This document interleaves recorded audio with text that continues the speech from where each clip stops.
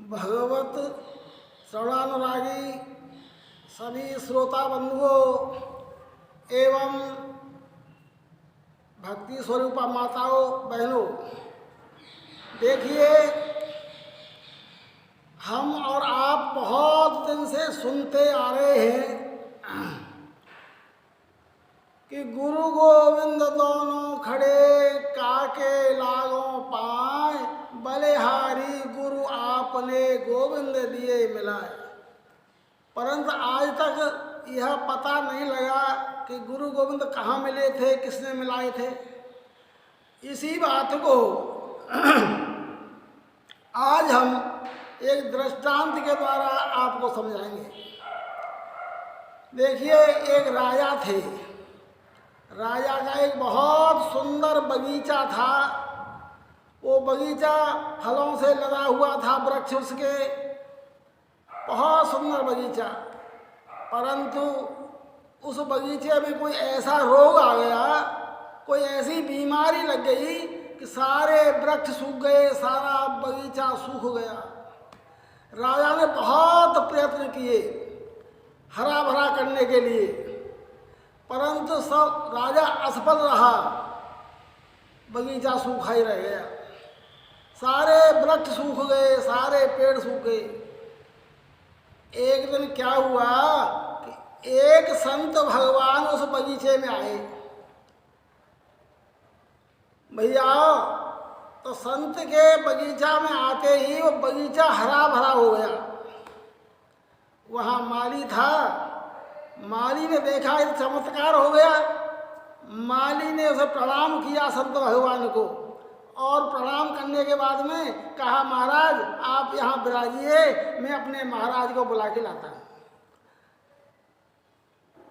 तो जो है माली चला, राजा के पास में पहुँचा, राजा को प्रणाम करके कहा, महाराज बगीचा में ऐसे संत भगवान ने अपना पदार्पण किया है।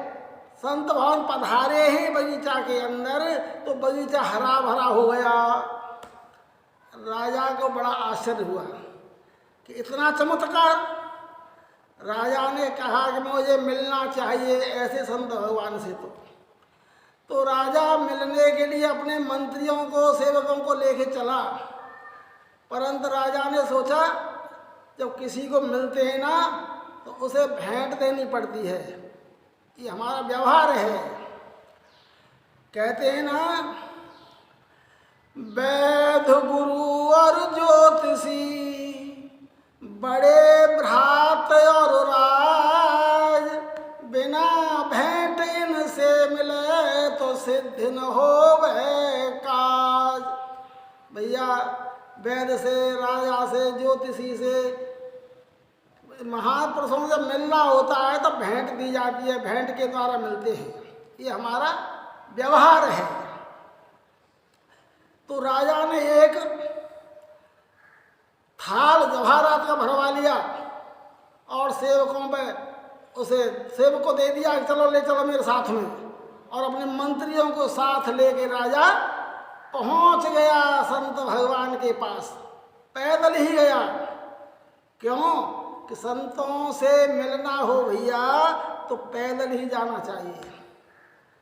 हमारे शास्त्र कहते हैं कि संत मिलन को चाहिए, तज माया अभिमान, जो जो पग आगे धरे कोटिक यज्ञ समान।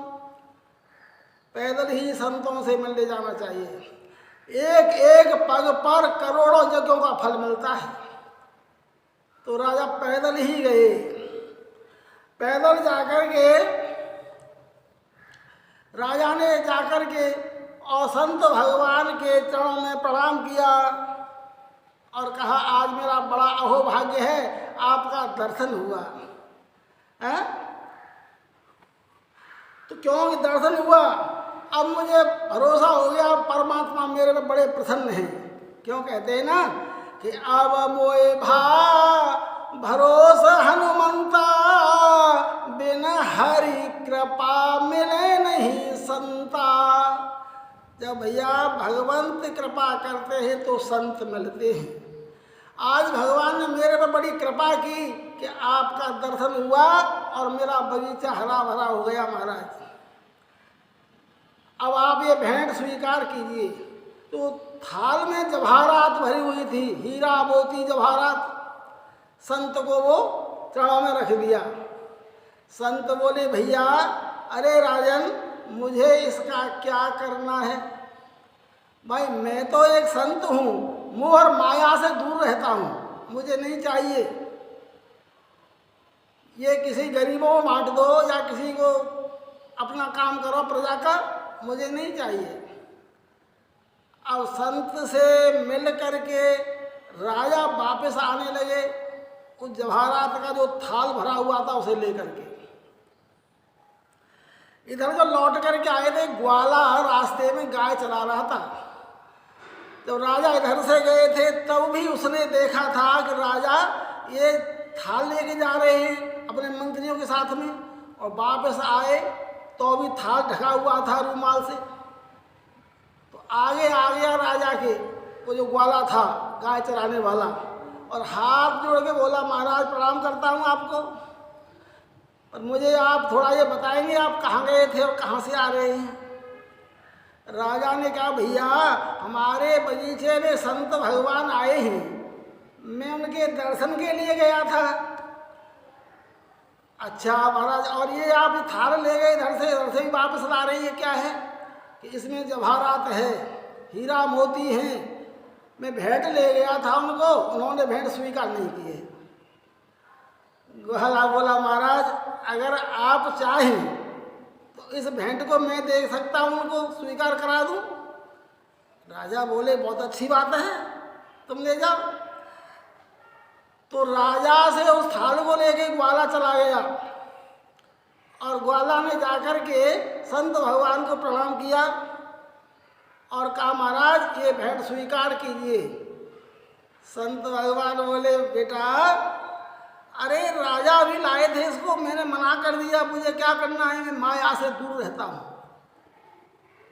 ग्वाला बोला कि महाराज देखो, या तो आप इसे स्वीकार कर लो, ना मेरे हाथ में बमूल बंसी डंडा है ना, ये देख लो। अब संत भगवान ने सोचा, ये ग्वाला है, गंवार है, अनपढ़ है, मूर्ख है, क्या इसको तर्क करना है? तो महाराज उस संत भगवान ने वो जो है वह रखवा लिया, ठीक है रख दो यहाँ। भाई इसको क्या समझाना, समझेगा है नहीं जी, समझ गए महाराज, रखवा लिया। तो बोला ग्वाला कि महाराज आपने मेरे से ये जो है भेंट ली है आपने, तो मुझे आपने गुरु मंत्र नहीं दिया, मैंने आपको एक दक्षिणा दी है, गुरु दक्षिणा, आपने मुझे नहीं दिया गुरु मंत्र। अब संत भगवान बोले कि ये तो गंवार है, क्या दूँ इसको? कहा, अच्छा एक काम कर, और क्या? कि जो तेरे मन में आए उस काम को मत करना, ठीक है? अब ग्वाला अपनी गायों पर आ गया, खड़ा था बहुत देर से, इधर उधर से गया, थक गया था। अब बैठने को उसका मन किया कि बैठ जाऊं, परंतु वचन याद आ गया गुरु जी का कि जिस काम को मन करे उस काम को करना ही नहीं है। खड़ा ही रहा बेचारा। शाम हो गई, सभी ग्वाला अपने अपने घरों को जाने लगे, कहने लगे भैया चलो घर को।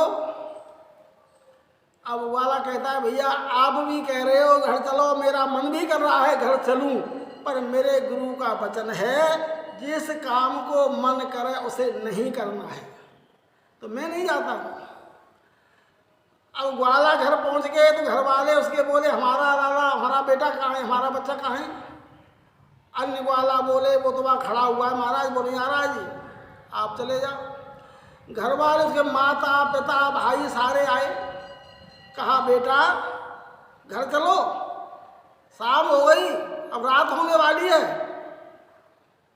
ग्वाला ने कहा, पिताश्री माताश्री हे भ्राताश्री, आप सब कहते हैं कि घर चलो, मेरा भी मन करता है कि मैं घर चलूं, पर चलूं कैसे?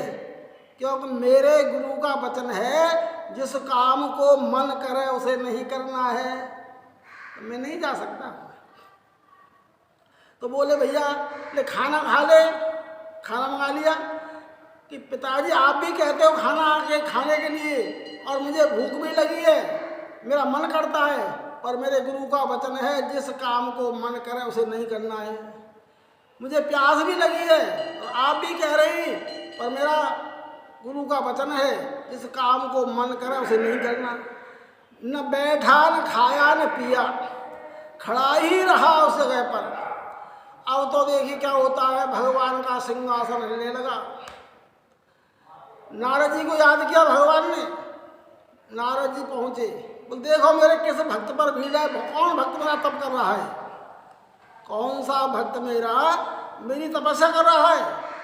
नारद जी आए और एक सेकंड में चक्कर लगा के देख गए, महाराज एक ग्वाला खड़ा है जंगल में, आप जाओ दर्शन दो जाके महाराज। भगवान आए। भगवान का बहुत सुंदर स्वरूप है, जानते हो कैसा है? हेम वर्ण पीतांबर और माथे मुकुट अनूप, शंख चक्र अंबुज गदा धरे चतुर्भुज रूप। शंख चक्र अंबुज गदा पद्म ये हाथों में लगे हुए हैं चारों में। माथे में सुनहरी मुकुट है सोने का, पीतांबर पहने हुए भगवान बहुत सुंदर है। भगवान जब आए तो प्रकाश हो गया उनके तेज से। ग्वाला ने देखा बहुत सुंदर आ रहे हैं, पर अपनी आंख बंद कर ली ग्वाला ने। भगवान बोले भैया मैं तुझे दर्शन देने आया हूँ, मेरे दर्शन कर। ग्वाला कहता है प्रभु ठीक है आप बहुत सुंदर हो और आप कह रहे हो दर्शन करो, और मेरा मन भी करता है कि मैं दर्शन करूं, पर मेरे गुरु का वचन है जिस काम को मन करे उसे नहीं करना है। मैं दर्शन नहीं करूंगा, आंख बंद कर ली साहब। अब भगवान उसके गुरु के पास पहुंचे। गुरु का इतना तप नहीं था कि भगवान के दर्शन कर सके, पर उस शिष्य ग्वाला के ही प्रभाव से गुरु को भी भगवान ने दर्शन दिए और कहा तुम्हारा शिष्य खड़ा है, उसे जा करके चलो मेरे दर्शन करे। कहो तो गुरुजी भगवान गोविंद के साथ में आए, भगवान के विष्णु के साथ में, और गुरुजी ने कहा आंख बंद कर ली वाला ने। फिर भी गुरुजी ने कहा बेटा आंख खोल, भगवान तुम्हें दर्शन देने आए, आंख खोलो। तब जो उसने आंखें खोली और भगवान का दर्शन किया। अब विचार करता है वो ग्वाला, गुरु भी खड़े हैं, गोविंद यानी भगवान भी खड़े हैं, और मुझे पहले किसके चरणों में स्पर्श करना चाहिए, किसके चरण लगूं पहले, किसके प्रणाम करूं, किसको पहले मैं नमस्कार प्रणाम किसको करूं। तो यहाँ का ये दुआ है कि गुरु गोविंद दोनों खड़े और किसके लागू पाए, बलिहारी गुरु आपने तो गोविंद दिए मिलाए। तो कह रहा है गुरु गोविंद दोनों खड़े हुए हैं, किसके लगूं। तो पहले यही निर्णय किया उसने कि पहले मुझे गुरु ने ही तो गोविंद मिलाए हैं, भगवान गुरु जी ने मिलाए हैं, इसलिए गुरु के ही चरणों में पहले प्रणाम किया। बोलिए सियावर रामचंद्र भगवान की जय। ये यहाँ का है।